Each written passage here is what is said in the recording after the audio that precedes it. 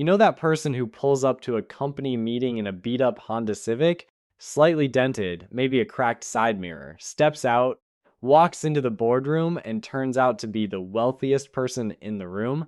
And then there's the other guy, the one at the same meeting who rolled in late driving a brand new Mercedes-Benz GLE, lease payments, quietly eating 40% of his monthly income. He parks it right in front where everyone can see it. Two cars, two completely opposite financial situations. And yet somehow, it's the guy in the Civic who's actually winning. How does that happen? Why would someone with millions in the bank drive something that looks like it barely survived a hailstorm? And why would someone stretched thin financially choose a car that screams, "I have arrived," when, financially speaking, they haven't? This isn't really about cars. This is about something much deeper. This is about identity, about fear, about what we need other people to think of us, and what happens when we stop needing it.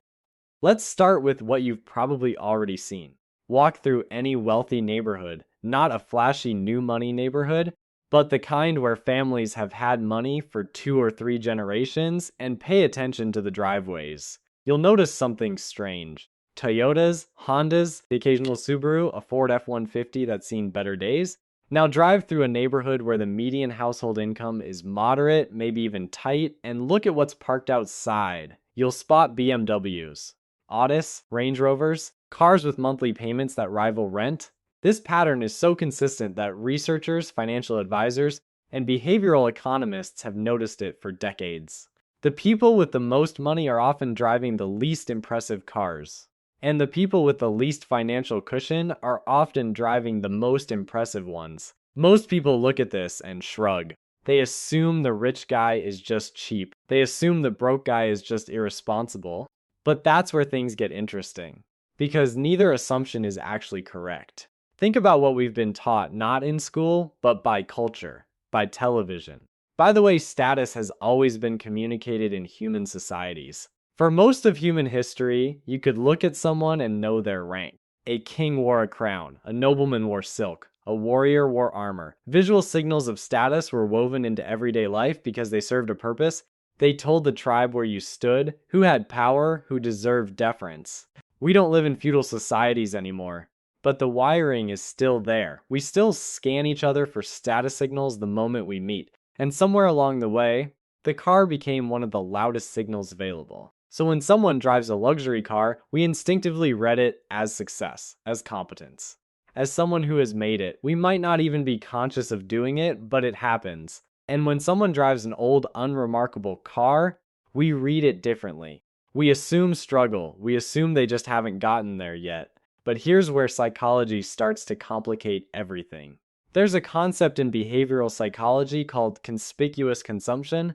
The idea that people buy things not for their practical value, but for what those things signal to others. The economist Thorstein Veblen coined the term over a century ago, and it's more relevant now than it's ever been. But here's what Veblen also observed, and what most people miss. Conspicuous consumption is almost always driven by insecurity, not success. When someone desperately needs others to perceive them as successful, they will spend money they don't have to create that perception. The luxury car isn't a reward for arriving. In many cases, it's a costume worn by someone who's still trying to convince themselves, and everyone else, that they belong. Meanwhile, the person who has genuinely arrived at financial security often feels no pressure to perform. They don't need the car to do the talking. They already know what they have. Think about it. When you're truly confident, when you know your own value, you stop needing external props to remind you of it. Here's the layer beneath the layer. We talk about cars as status symbols, and that's true. But what does status actually do for us? Why do we chase it so desperately? Status, at its core, is about belonging. It's about being seen as valuable to the group. And for most people, for most of human history, being rejected by the group was genuinely dangerous. Social exclusion wasn't just embarrassing. It was a threat to survival. So when someone drives a luxury car they can't afford, what they're really doing is managing a deep, ancient fear. The fear of being seen as less than. The fear of being underestimated. The fear of being overlooked. The car is saying what they feel they can't say out loud. I matter. Please see me. Now consider the wealthy person in the modest car. What's happening there? Often something quite different. They've already resolved the question of their own value, at least enough that they don't need a vehicle to answer it for them. Their confidence doesn't require an audience. This is what psychologists call internal validation versus external validation. And the distinction changes everything. You probably know someone like this: a neighbor, a coworker, maybe even a family member. There's the colleague who just got a promotion and immediately leased a car that costs more than what the raise was worth. Not because they needed the car, but because the car told a story they needed people to believe.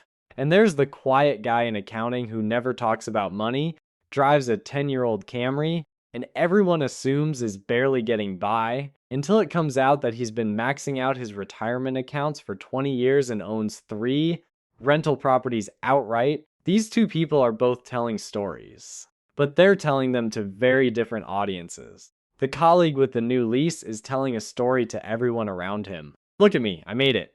Respect me. The quiet guy in accounting is telling a story only to himself, and his story is about freedom, about options, about the future. Most people never realize this, that every financial decision is also a psychological one, that every purchase carries an emotional logic underneath the practical one. Here's something fascinating about how genuinely wealthy people tend to think about money, and it's almost the opposite of what pop culture shows us. For most people, money is a thing you display. You work hard to get it, and then you spend it on things that show people you got it. The car, the watch, the house in the right zip code. But for people who've built lasting wealth, money slowly becomes something else. It becomes optionality. It becomes the ability to say no, the freedom to walk away from a bad deal, a bad job, a bad situation, the security of knowing that an emergency won't unravel everything. And here's what that shift does to your relationship with things like cars. Once money becomes freedom rather than performance, spending it on a depreciating symbol feels almost irrational. Why would you trade freedom for a car payment? There's a reason the most common advice from self-made millionaires about vehicles is almost boring. Buy reliable, buy used, drive it until it stops being reliable. Because the car isn't the point. The car has never been the point. But that's only part of the story. Let's talk about what the luxury car actually costs, not just in dollars. When you spend money to impress people, you create a trap for yourself. Because now you have to keep impressing them. The first car gets you attention for a few months. Then people adjust. The car becomes normal. And now the baseline is higher. Now you have to maintain the image. This is what psychologists call the hedonic treadmill, the tendency for humans to adapt to new circumstances and return to a baseline level of satisfaction. The car that thrilled you in month 1 barely registers in month 8, but the payments haven't stopped. And the identity you've built around the car means you can't downgrade without it feeling like a public defeat. The person in the modest car never got on that treadmill. They have nothing to maintain, no image to protect, no audience waiting to notice if they step down. There's a kind of freedom in that which money alone can't buy. It has to be chosen. What if the whole thing, the car, the watch, the house, the title, the brand, what if it was never really about those things at all? What if every status symbol in your life is just a question in disguise? A question that goes, do I matter? Am I enough? Will people respect me if they knew the truth? And what if the people who've stopped buying expensive answers to those questions have simply found a way to stop asking them? That's what the person in the old Corolla may have figured out. Not that they're above caring what people think, but that they've found something more reliable than other people's opinions to build their identity on. What if enough is enough? What if success doesn't need witnesses? What if the quietest cars in the parking lot belong to the people who've done the loudest internal work? So here's the question worth sitting with. When you look at your own car, or the car you dream of one day driving, what story are you hoping it tells? And who exactly are you hoping hears it? Because the most interesting thing about the psychology of cars isn't what they say about wealth. It's what they say about where we are in the ongoing lifelong work of deciding what we actually need other people to think about us. What are you driving? And more importantly, why?